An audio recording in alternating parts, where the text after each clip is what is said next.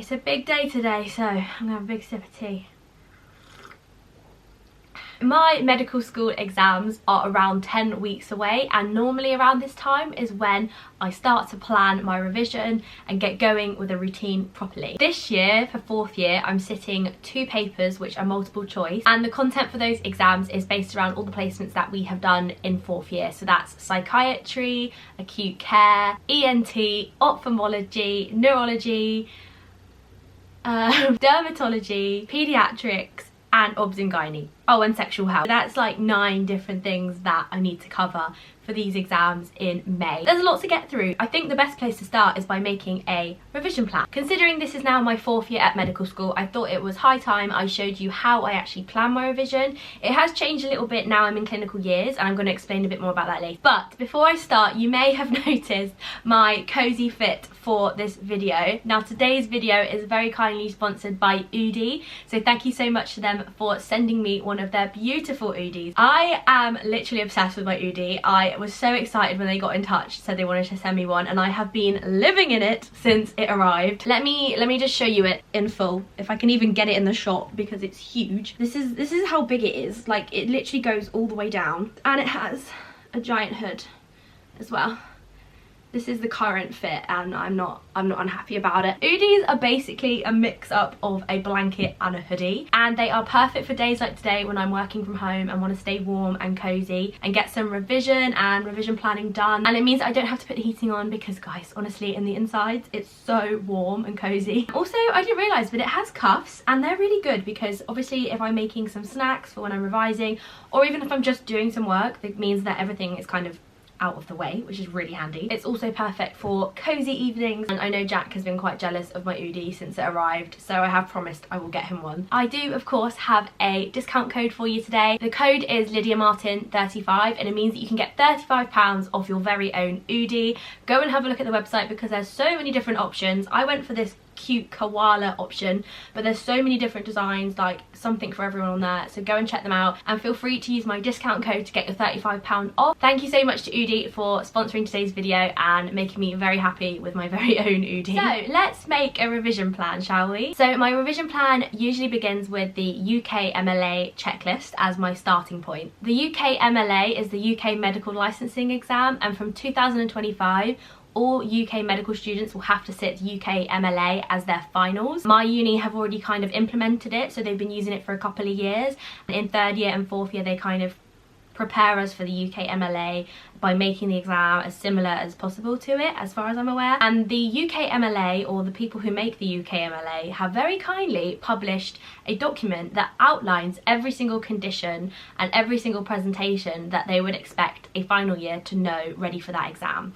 And because I'm a bit of a nerd, I actually went and printed out that list back in 3rd year. If you're in pre-clinical years, what I'd advise doing is getting hold of a list of your lectures, or a list of kind of the learning objectives for each module, and that kind of would work very similar to the UKMLA content map. So it is literally pages and pages long, and it can look quite daunting and overwhelming to begin with, but it is very nicely split up into specialty as well, which is where I use it for my revision planning. So what I did start off doing in 3rd year was using it manually and just using the paper to tick off when I'd covered each topic.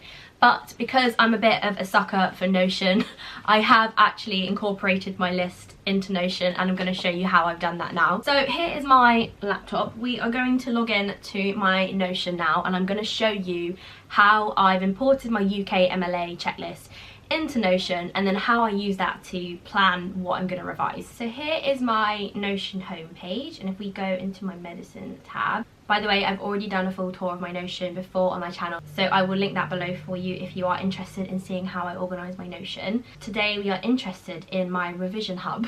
So this is where I store everything I might need for exams. There's OSCE stuff in there, there's stuff about pharmacology, there's tips for the exams, there's so much in here.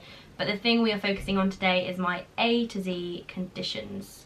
So this is my A to Z conditions list, and it looks pretty complex, but essentially what I've done is I have imported the UKMLA content map of conditions into Notion so that I can organise it myself and make sure that I've got notes on every topic. What I've done is I've organised it by specialty, so I've tagged each topic by what specialty it comes under, or if it comes under multiple specialties. And then you can also see that when I've revised a topic, or if I've covered a topic in a lecture, or if there's been some teaching on placement, I tend to put any notes in here. So for example, if we go into anaphylaxis, you can see that I have all the notes here from things I've done on placement or teaching sessions, and it's just a really nice place to keep things when I need to just quickly reference the topic. And obviously when I come to revise it, I know I've got the notes there. And it's also a good way for me to keep on top of things that we've covered on placement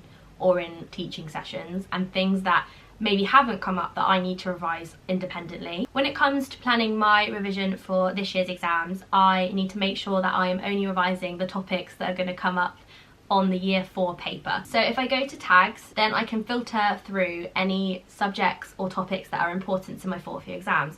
So we've got acute care, child health, sexual health, dermatology, ENT, mental health, obs and gynae, neurosciences and ophthalmology.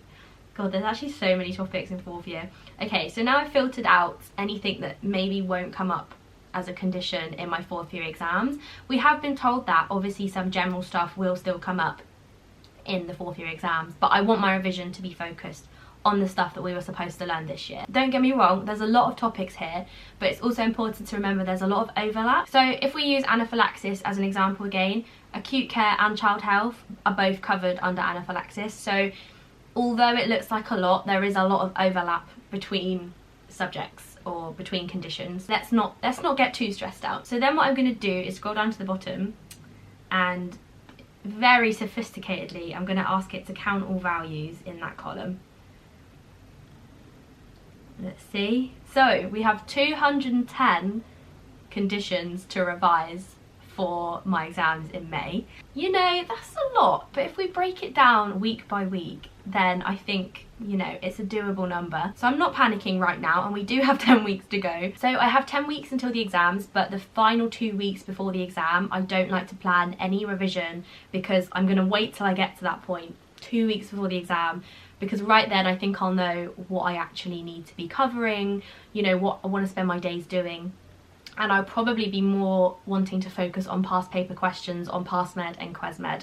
So I leave the 2 weeks before the exams free. That means I have 8 weeks to fill with revision, and I have 210 topics. 210 topics divided by 8 weeks, that would be about 25 to 26 topics per week. Now I know roughly how many topics I need to revise per week. I'm going to go through and assign 25 topics to each week leading up to the exams on the date section on Notion. I'm going to do that off camera because that's going to take me about 5 or 10 minutes. So I have been through and I have dated the next month worth of topics that I plan to revise. So if I go now back into my revision hub, you will see that I have a revision plan tab, and what I've done is I've imported the database into this page from my list, and now I can see what topics I need to revise in the next 7 days and which topics I need to revise in the next 30 days. Now, the reason I don't want to commit a topic to a single day in a calendar is because you'll probably know, if you're a medical student, it's really hard to plan your days around revision when you're on placement still. So what I like to do is have a rough idea of what I'm going to revise in the next 7 days, and then I can put those topics into my timetable for the week. So for example, I know on Thursday I'm only in placement for the morning and I'll have some library time, so I can plan in my diary to revise 5 or 6 topics that day. So this is just how I like to do it. I know some people like to make revision plans where they have every single day kind of planned until the day of the exam. I think I just like the flexibility with this system, because if you have placement commitments, you have extracurriculars, you might have a job, you might do a YouTube channel, you know, there's lots of things in a week that can get in your way when it is still quite far away to the exams. And yeah, as you can see a list of all the different topics that I need to be getting on within the next 30 days. And then once I've revised a topic, if you'd like a video on how I actually revise, let me know, and I'll go back to my HC conditions and I'll press the little tick box to say that I revised the topic. And that is essentially how I plan my revision. I also plan to do a certain amount of past med a day. My target at the moment is 25 past med questions a day, and that's Monday to Friday at the moment, but as it gets closer to the exams it will increase. And what generally happens is I do lots and lots of revision and a little bit of past med or ques med, and then the ques med and past med kind of take over, and I end up doing a lot more ques med and past med in the kind of couple of weeks before the exams. And that is the method that worked for me last year. So I hope you found that a bit useful, how I use the UK MLA content map to plan my revision. It doesn't have to be done on Notion. Obviously, you can just use a good old-fashioned printout or even a PDF saved on your computer. Some people like to actually physically cross things off as they go through it. But just because I use Notion for everything else, it just made more sense for me to put it all together in one place, and that is a way that's worked for me and a system that has worked for me. Thank you so much for watching. Let me know in the comments if you want any more study tips videos, and I will see you in the next video. Bye!